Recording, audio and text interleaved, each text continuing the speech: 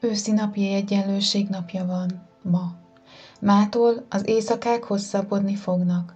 Az ember ilyenkor hormon szintjében is változik, és más érzelmek keletkeznek a szemében a környezeti hatások kapcsán.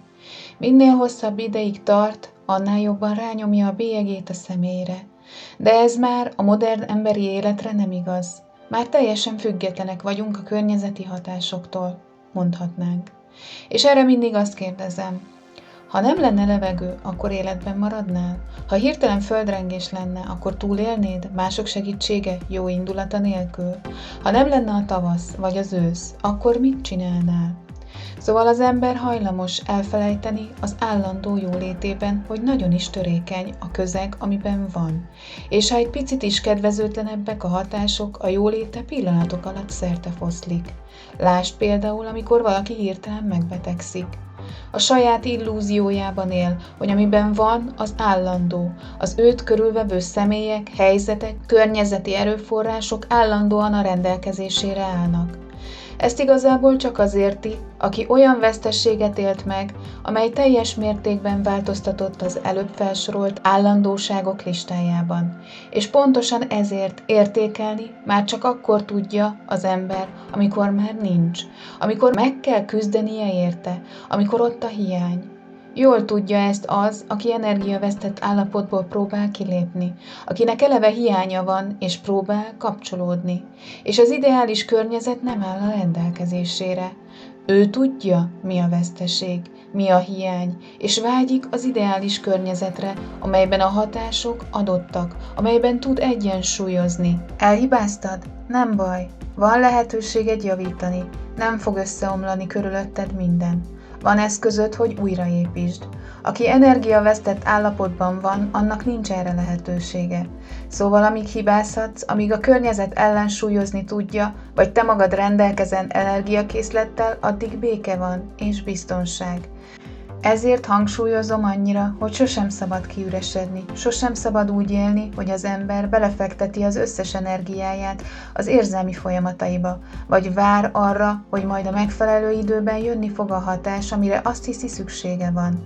Az ember belső érzelmi szabályozási rendszerrel rendelkezik, képes az érzéseit, hormonszintjét befolyásolni, képes a változtatásra, képes arra, hogy változtasson. Azonban ehhez kell az, honnan merítsen erőt. És aki ezt elfelejti, aki nem kíván tudomást venni arról, hogy a folyamatoknak, ciklusoknak egymásra kell épülnie, az bizony szenvedni fog.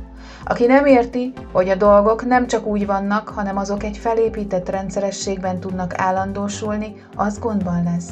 És nem azért, mert akkor hirtelen veszteség fogja érni, hanem azért, mert a folyamatosan változó világhoz nem fog tudni alkalmazkodni. Sokkal nagyobb energiát kell belefektetni a folyamatba, hogy benne tudjon maradni, és ha kiüresedik, akkor nincs mese. A világ maga alá fogja temetni.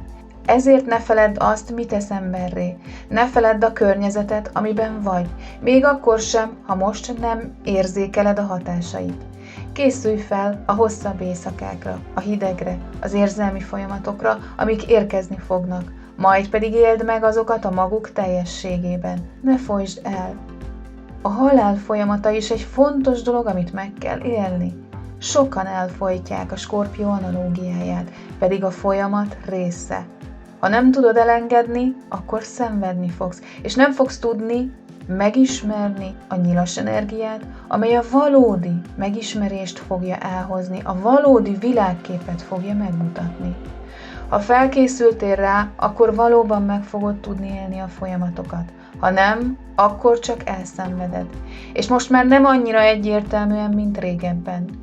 A mai kor emberének nehezebb a dolga, mert nehezebben azonosíthatóak a folyamatok.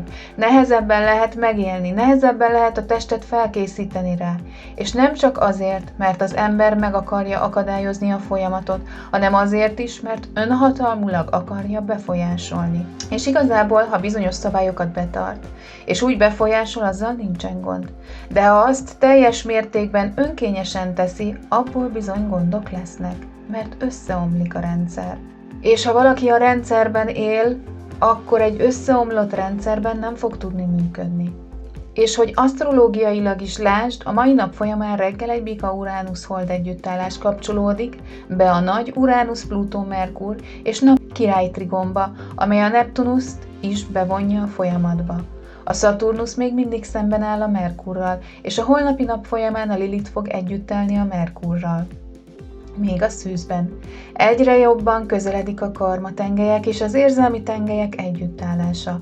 A felszálló holdcsomók a gyújtópontokkal való együttállása. Akkor már a mérleg kos területen, és ellentétes irányban, ahol az érzelmi vágytörekvések kivezetődnek a leszálló holdcsomópont és a tudatalatti érzelmi törekvések a felszálló holdcsomópontnál. Oda jutottál azokkal a cselekvésekkel, amire vágytál. Valóban megkaptad, vagy csak illúziót kergettél?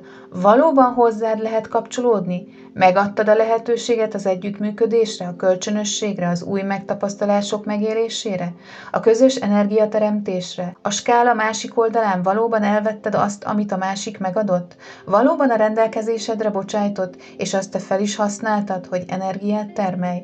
Közeledik a hatás, de előtte még tisztázódnak a környezeti vágytörekvések és az illúzió témaköreiben az eszközkészletek. Valóban az vagy, akinek mutatod magad? És a nap szűz 29 foka zárja is ezt a ciklus folyamatot.